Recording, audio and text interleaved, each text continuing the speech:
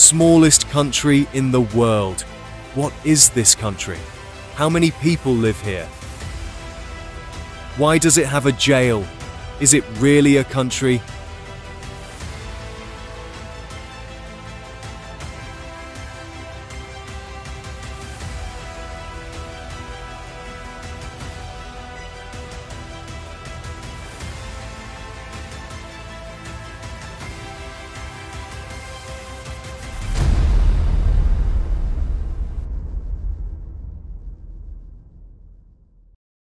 अगर मैं कहूं एक देश तो इमीडिएटली क्या आता है आपके दिमाग में? एक बहुत बड़ी लैंड, एटलीस्ट लाखों में आबादी तो होगी ही, देश चलाने वाली सरकार और एक बहुत लंबी सरहद, यही ना? नमस्कार दोस्तों, आज के इस वीडियो में हम जिस जगह के बारे में बात करने वाले हैं है तो वो एक देश ही, लेकिन आपकी कल्पना वाले देश से काफी अलग। न ही इसमें बहुत बड़ी लैंड है और आबादी की कहूं तो यहाँ एट प्रेजेंट 27 लोगों की आबादी है। देश चलाने के लिए एक छोटा सा परिवार है और सरहद के नाम पे 2 खंभों के चारों ओर समुद्र का पानी। तो दोस्तों, आज का ये वीडियो बहुत ही खास होने वाला है क्योंकि आज हम सीखेंगे एक देश बनाना। नहीं, मैं मजाक नहीं कर रहा, सच में आप भी एक देश बना सकते हैं। बस कुछ शर्तें हैं। इसके लिए आपको चाहिए होगा एक परमानेंट पॉपुलेशन, एक डिफाइंड टेरिटरी, गवर्नमेंट और अन्य देशों के साथ अच्छे संबंध रखने की क्षमता। ये चारों रिक्वायरमेंट्स मेंशन किए गए हैं the Montevideo convention on the rights and duties of states में, जिसके चलते एक शख्स ने 1967 में अपने परिवार के साथ एक घर जितने साइज की एक कंट्री एस्टैब्लिश कर ली। क्यों यकीन नहीं हो रहा ना? कैसे रिएक्ट करेंगे आप अगर मैं कहूं इस फुटबॉल फील्ड से भी छोटी कंट्री की अपनी टेरिटरी है, करेंसी है, बिजली पैदा करने की मशीनरी और यहाँ तक कि कैदियों को रखने के लिए एक जेल भी। क्यों आपको भी लग रहा है ना कि ऐसे तो कंट्रीज हम भी बना सकते हैं? जब रॉय बेट्स नाम का एक इंसान एक कंट्री बना सकता है तो आप या मैं क्यों नहीं? जी, आप बिल्कुल बना सकते हैं, पर जैसा कि मैंने कहा कुछ शर्तों पर, और शर्त ये है कि जिस लैंड को आप अपनी कंट्री बनाना चाहते हैं वह दूसरे कंट्रीज के मिट्टी और पानी के टेरिटोरियल बाउंड्रीज के बाहर होना चाहिए। तो आइए जानते हैं इस देश के जन्म से लेकर अब तक का सफर। इसकी कहानी शुरू होती है वर्ल्ड वॉर 2 से, जब ब्रिटेन ने जर्मन अटैक से बचने के लिए अपने 3 नॉटिकल माइल्स की टेरिटोरियल बाउंड्री से बाहर जाकर तट से लगभग 7 नॉटिकल माइल्स की दूरी पर एक फोर्ट्रेस बनाया था, अपने कोस्ट को जर्मन इन्वेडर्स से बचाने के लिए। अपनी टेरिटोरियल बाउंड्री से इतनी दूर ये फोर्ट्रेस इलीगली इंटरनेशनल वाटर्स में बनाई गई थी, लेकिन वॉर के चलते इमरजेंसी सिचुएशन को मद्देनजर रखते हुए इस इलीगल फोर्ट पर किसी का ध्यान नहीं गया और इसे नजरअंदाज कर दिया गया। वर्ल्ड वॉर 2 के बाद मरीन्स और नेवल पर्सनल को वहां से हटा दिया और उस जगह को अबैंडन कर दिया गया। इस फोर्ट्रेस को छोड़ के बाकी सारे फोर्ट्रेसेस को ध्वंस कर दिया गया था। In the early 60s Roy Bates, जो कि ब्रिटिश आर्मी में एक मेजर थे, उन्होंने एक रेडियो स्टेशन एस्टैब्लिश किया नॉक जॉन के नाम से। उस वक्त ब्रिटेन में केवल BBC का बोलबाला था। रॉय के रेडियो स्टेशन जैसे और भी कई स्टेशंस थे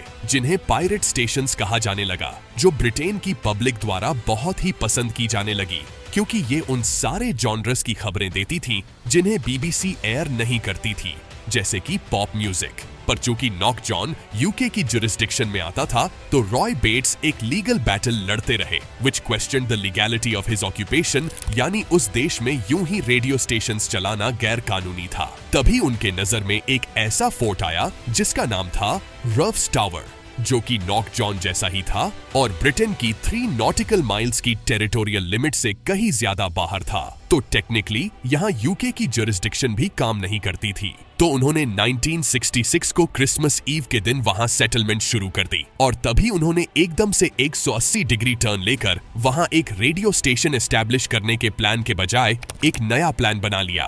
क्या था वो प्लान? आइए जानते हैं। अपने लॉयर से कंसल्ट करने के बाद रॉय ने इस फोर्ट्रेस आइलैंड को सी लैंड नाम का एक स्वतंत्र राज्य घोषित कर दिया। ये तो किसी ने नहीं सोचा होगा। ऐसा किया जा सकता है इंटरनेशनल लॉ के जूस जेंटियम और टेरा नूलियस नाम के सिद्धांतों से। जूस जेंटियम यानी कि राष्ट्रों का कानून और टेरा नूलियस यानी कि नोबडीज लैंड।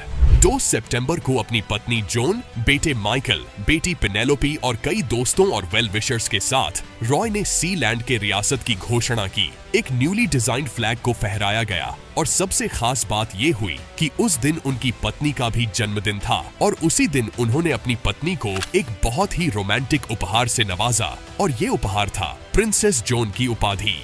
इस नए राष्ट्र को कुचलने के लिए उत्सुक ब्रिटेन में अधिकारियों ने ब्रिटिश सेना को प्रिंस रॉय को हटाने और रफ्स टावर को ध्वंस करने का काम सौंपा। ब्रिटिश आर्मी इसलिए भी परेशान थी क्योंकि उन्हीं के द्वारा ये फोर्ट्रेस इलीगली इंटरनेशनल वाटर्स में बनाया गया था और इन सब के चलते कहीं पुरानी बातें निकलकर ब्रिटेन के लिए ही मुसीबत न खड़ी कर दे। कई बार ब्रिटिश वॉरशिप्स सीलैंड के टेरिटरी में घुस गई, एक बार बलपूर्वक और एक बार धोखे से। ऐसे ही कई अनसक्सेसफुल अटेम्प्ट्स के बाद ब्रिटिश सेना आखिरकार पीछे हट गई। एक बार की बात है जब एक यूके गवर्नमेंट वेसल ने सीलैंड की टेरिटरी पे दखल देना चाहा तो प्रिंस माइकल ने सेल्फ डिफेंस के तौर पे उस शिप की तरफ गोली चलाई। अब चूंकि प्रिंस माइकल अब भी एक ब्रिटिश सिटीजन ही थे तो उन पर कार्यवाही होना तो लाजमी था। फिर बात कोर्ट तक पहुंची तो 25 नवंबर 1968 को कोर्ट ये फैसला सुनाती है कि उनका इस टेरिटरी पे कोई जुरिस्डिक्शन नहीं है तो ये उन पर कोई कार्यवाही नहीं कर सकती। ये सीलैंड टेरिटरी की खुद को एक सॉवरेन स्टेट घोषित करने में पहली बड़ी जीत थी। ब्रिटिश कानून ने फैसला सुनाया था कि सीलैंड यूनाइटेड किंगडम का हिस्सा नहीं था, न ही किसी अन्य देश ने इस पर दावा किया था। इसलिए प्रिंस रॉय के नए राज्य की घोषणा को वास्तव में बरकरार रखा गया। 25 सितंबर 1975 को प्रिंस रॉय ने सीलैंड रियासत के संविधान की घोषणा की और आगे आने वाले समय में इस देश का नेशनल एंथम, खुद की करेंसी, स्टैंप्स और यहाँ तक कि पासपोर्ट्स भी तैयार किए गए। अब ये बात सिर्फ यहीं खत्म नहीं होती। अब कंट्री है तो कभी न कभी वॉर होना जायज है और ये कंट्री भी इससे बच नहीं पाई थी। आइए जानते हैं इस वॉर के पीछे की अनोखी कहानी। एक बार की बात है, कुछ जर्मन और डच लोग इस कंट्री में बिजनेस करने के बहाने से आए थे और उस समय प्रिंस रॉय की गैर मौजूदगी पर उन्होंने उनके बेटे प्रिंस माइकल को किडनैप कर लिया। उनको कई दिन बंदी बनाए रखा और फिर एक फिशिंग ट्रॉलर के जरिए नेदरलैंड्स भेज दिया गया। वहां से उन्होंने यूके जाने की व्यवस्था की और अपने पिता प्रिंस रॉय को सारी घटना सुना दी। अब समय था जंग का। सीलैंड पर दोबारा कब्जा करने के लिए तुरंत एक योजना बनाई गई जिसका कोड नेम दिया गया ऑपरेशन ट्राइडेंट। सीलैंड के सबसे लॉयल और हाईली ट्रेन्ड सिटीजन्स को बुलाया गया और इस तरह से एक सीलैंड स्पेशल यूनिट का जन्म हुआ। कुछ ही दिनों बाद इस ऑपरेशन को अंजाम दिया गया। उन्होंने एक हेलीकॉप्टर से डच और नेदरलैंड से आए हुए इन्वेडर्स पे हमला किया और उन्होंने बिना किसी शर्त सरेंडर कर दिया। इस घटना का एकमात्र विवरण प्रिंस माइकल की बुक होल्डिंग द फोर्ट में किया गया है। आक्रमणकारियों को बंदी बनाकर रखा गया। इस दौरान जर्मनी और नेदरलैंड्स की सरकार ने उन्हें रिहाई देने की एक याचिका दायर की। शुरुआत में उन्होंने ब्रिटेन से मदद मांगी, लेकिन ब्रिटेन ने साफ तौर पर यह कहते हुए मना कर दिया कि ब्रिटेन का उस टेरिटरी पर कोई जुरिस्डिक्शन नहीं है तो वह इस मामले में उनकी कोई मदद नहीं कर सकते। फिर ज्यादा बात आगे नहीं बढ़ाते हुए सीलैंड ने उन प्रिजनर्स को जिनीवा कन्वेंशन के तहत रिहाई दे दी। अगर आपको पता नहीं तो बता दूं, जिनीवा कन्वेंशन प्रिजनर्स के ह्यूमैनिटेरियन ट्रीटमेंट और उनके अधिकारों की बात करता है। अब इस कहानी में एक और ट्विस्ट आता है। वह जर्मन नागरिक सीलैंड का पासपोर्ट होल्डर भी था, तो इसी के चलते उस पर सीलैंड के साथ राजद्रोह करने का मुकदमा चलाया गया। दोषी पाए जाने पर उसे सीलैंड के नॉर्थ टावर में लंबे समय तक कैद में रखा गया। इसके बाद एक ऐसा टर्न आया जो सीलैंड के सॉवरेन कंट्री होने का एक और प्रूफ देता है। जर्मनी ने अपने नागरिक की रिहाई के लिए सीलैंड में एक डिप्लोमेट भेजा, जो कि आमतौर पर एक देश ही दूसरे देश के साथ करता है, वरना कोई अपने डिप्लोमेट को यूं ही हर किसी जगह क्यों भेजेगा।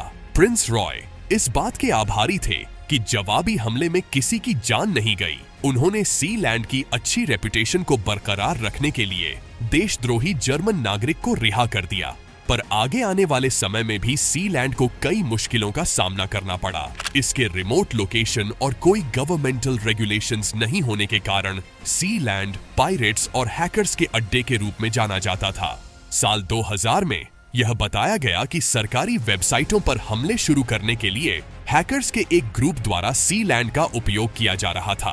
2012 में समुद्री डाकुओं के एक समूह ने कथित तौर पर शिपिंग जहाजों पर हमले शुरू करने के लिए सीलैंड को एक अड्डे के रूप में इस्तेमाल किया था।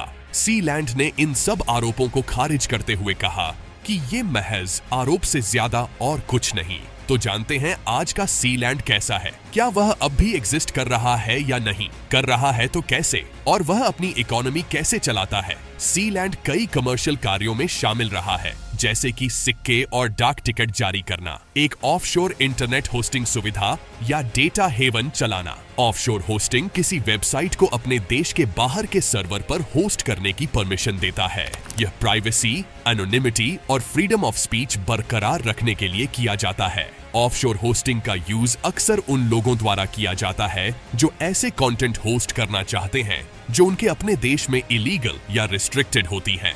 ये रियासत अपने ऑनलाइन स्टोर पर लॉर्ड और बैरन जैसे महान खिताब भी बेचती है। कुछ जाने माने लोग जिनके पास सीलैंड की उपाधियां हैं, उनमें एड शीरन, नाज डेली और बेन स्टोक्स शामिल हैं। तो आगे आने वाले समय में सीलैंड के क्या प्लान्स हैं? क्या ये अपनी सॉवरेंटी को यूं ही कायम रखना चाहता है या ब्रिटेन के साथ दोबारा मिल जाना चाहता है? नहीं, सीलैंड ने दोबारा मिल जाने के लिए ये कंट्री नहीं बनाई। ये और विस्तार करना चाहता है, जैसा बाकी के सभी दूसरे कंट्रीज अपने लिए चाहते हैं। सीलैंड के आगे के प्लान्स में शामिल है अपनी एक डिजिटल करेंसी लॉन्च करना और अपने कंट्री के पॉपुलेशन को ग्रो करना डिजिटली। जी हाँ, ये वेलकम करता है दुनिया भर से लोगों को कि वे यहाँ के सिटीजनशिप के लिए अप्लाई कर सकते हैं। आप भी अपने इतने इंटरेस्टिंग हिस्ट्री के कारण सीलैंड एक इम्पोर्टेंट टूरिस्ट डेस्टिनेशन बनकर उभरा है। हर साल अलग अलग देशों से कई लोग यहाँ आते हैं दुनिया के सबसे छोटे देश को विटनेस करने। कभी मौका मिले तो आप भी जरूर जाइएगा दुनिया के सबसे छोटे देश को देखने, जो गिनेस वर्ल्ड रिकॉर्ड होल्डर भी है। अंत में मैं इसे नरेश शांडिल्य जी की 2 पंक्तियों से विराम देना चाहूंगा। छोटा हूं तो क्या हुआ, जैसे आंसू एक सागर जैसा स्वाद है, तू छक्कर तो देख। आशा करता हूं आपको ये वीडियो अच्छा लगा होगा, और अगर आप ऐसे ही वीडियोस आगे भी देखना चाहते हैं तो सब्सक्राइब कीजिए बट यू नो को, जहां हम बात करते हैं ऐसे अनकहे अनसुने चीजों के बारे में जिनके बारे में आपने कभी सुना नहीं होगा। तो मिलते हैं आपसे अगले वीडियो में। आज के लिए बस इतना ही। धन्यवाद।